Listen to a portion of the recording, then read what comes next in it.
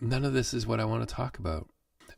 These are like the circumstances that surrounded what I want to talk about. Because, yeah, there was a traumatic family event, but I don't want to get into that. And then there was like 3 weeks on the road, and that was kind of super creative, also really stressful, took a toll on my health, but I don't really want to talk about that either.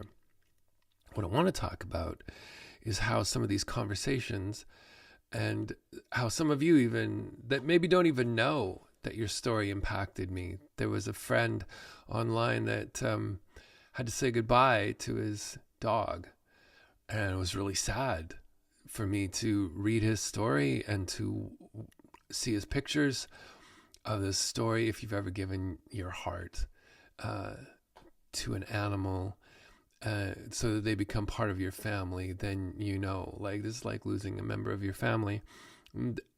Your story really impacted me. I was talking to another friend whose sister has been in business for over 20 years, running a really cool and successful company. And here, just with the way the economy is going and the way the world is going, she's facing the very real possibility that she might have to close her company down. All of that uncertainty, after all of that creative energy and talent and ability, that impacted me.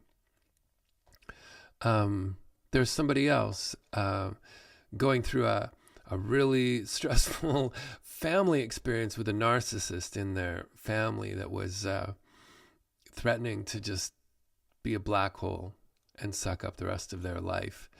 And they're dealing with that, and they shared their story with me, and that really impacted me. I didn't really even think that all of these stories and conversations, and there was half a dozen others that impacted me. Then Christmas happens, and I'm given this book.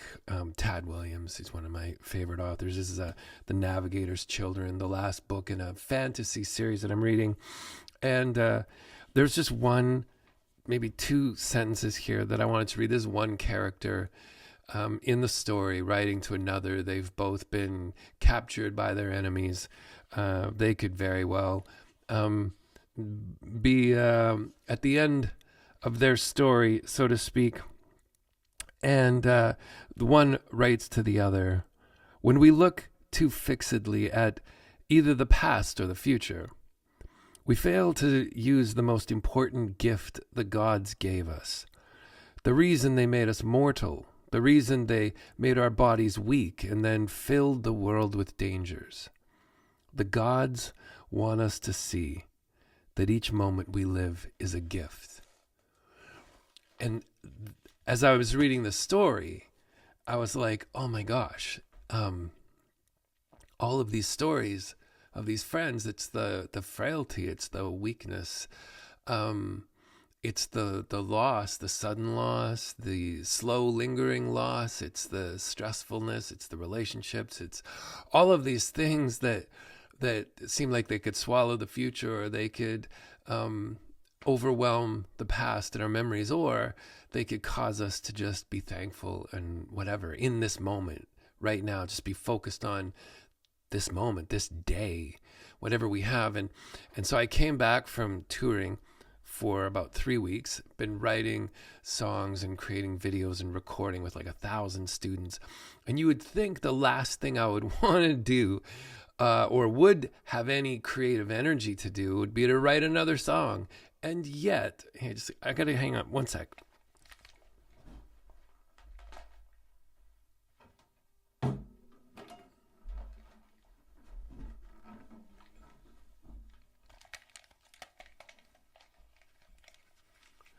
All right.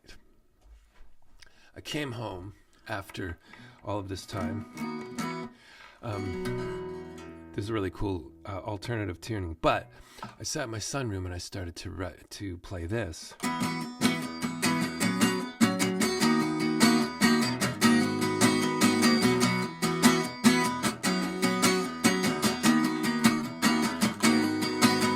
I just played that over and over and over again. It was something about those notes, and then this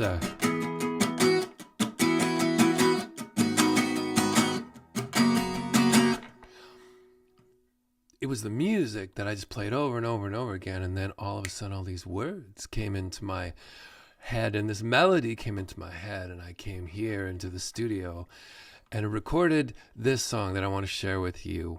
For all of you whose stories impacted me that I've talked about, it all came out in this song, which maybe I offer back to you.